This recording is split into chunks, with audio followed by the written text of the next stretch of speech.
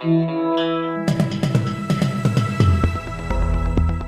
listening to the Betoota Advocates Weekly News Wrap on Desert Rock FM 96.5. Hello, Clancy Overall here with another weekly Betoota Bulletin, joined by Errol Parker and Effie Bateman. How are the two of you? Yeah, look, not bad. Effie in here for Wendell Hussey. Wendell's off sick.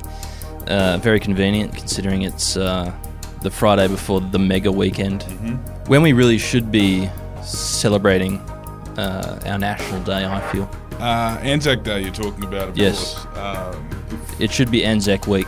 Yeah, Anzac month, why not? Let's take a month off for this historic commemoration. It is not a celebration, although it will be treated like that, unfortunately, in some of the pubs around the country.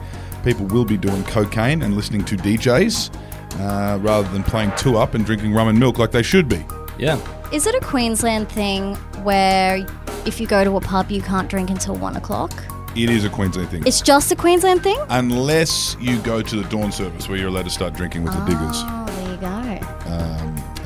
And the gunfire breakfast, they call that. Oh. The rum and milk.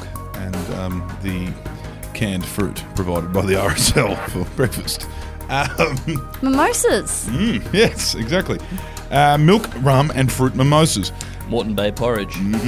Delicious. Take me back.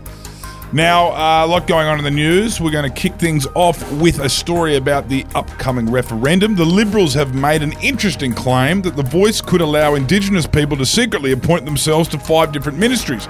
Yes, the debate about an Indigenous voice to Parliament and constitutional recognition has gotten quite loud this week.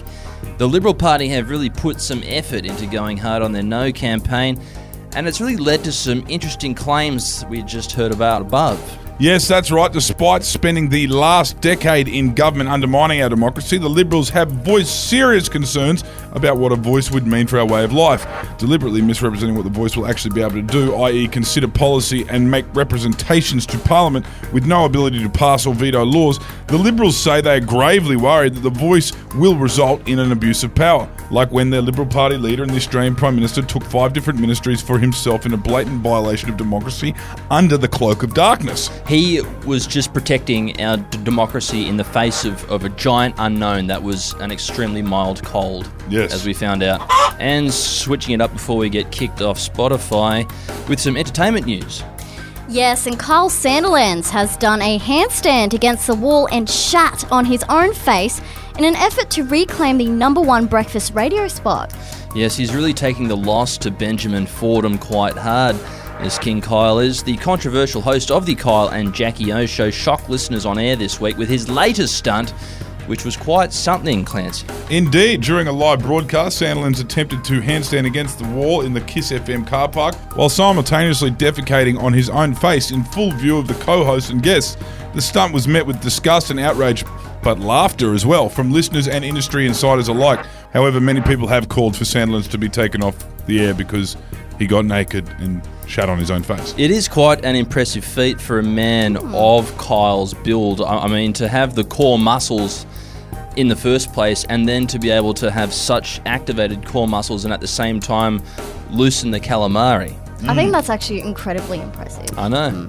But despite the backlash, Kyle has remained unrepentant, unsurprisingly, insisting that he was simply doing whatever it takes to entertain his audience and win their loyalty back from the walking earbud, which is Ben Fordham. Talkback radio is never going to be king again. Well, we'll see whether it gets him back that top spot. And here in town now, and a senior public servant has searched YouTube this week for the perfect acknowledgement of country to play before 3 p.m. meeting about nothing. Yes, a very public sector story, this one. Wendy Rickson, an executive director of the Finance and Foreign Investment team in the Department of Private Infrastructure and Privatisation, has said she's been pretty busy this past week trying to find the perfect vid for a meeting about not much at all. Yes, she told us that videos are much better than doing the acknowledgement yourself as, and I quote here, sometimes you just run out of things to say. It ends up being as arbitrary as taking attendance. With a nice YouTube video at the top, it feels much more engaging. It's more fun for everyone. Look, the acknowledgement of country is something we all have to do, so we might as well do it properly. Whoa. She makes a compelling case, doesn't she, Clancy? Yes, and this is why we need the voice. So people like Wendy Dixon can kind of calm down their white guilt. It's certainly sort of better than that interpretive dance that you did at last week's AGM here at The Advocate to welcome people to this country here. Well, it wasn't necessarily a welcome to country per se. It was more of a celebration of love, I would say.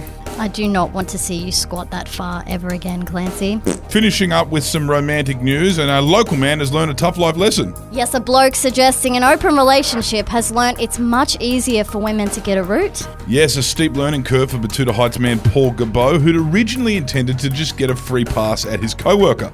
Unfortunately, he's found out the hard way that his romantic prospects pale in comparison to his girlfriend, and it's now something he wishes he hadn't suggested at all. Yep, after his girlfriend of 8 years, who didn't really have much of an interest in opening things up, she was inundated with messages on various dating apps and a lot of interest from her co-workers and mutual friends, surprise, surprise. To make things worse, he'd mistaken his co-workers' playful banter for flirting, and she had fuck all interest in him. So he's had to head back to his girlfriend and beg forgiveness with his tail between his legs, something she's not so sure about anymore. Silly Paul. You stupid cunt. Anyway, that's what's making news for this week. See you later. Hooroo. Oh, Paul.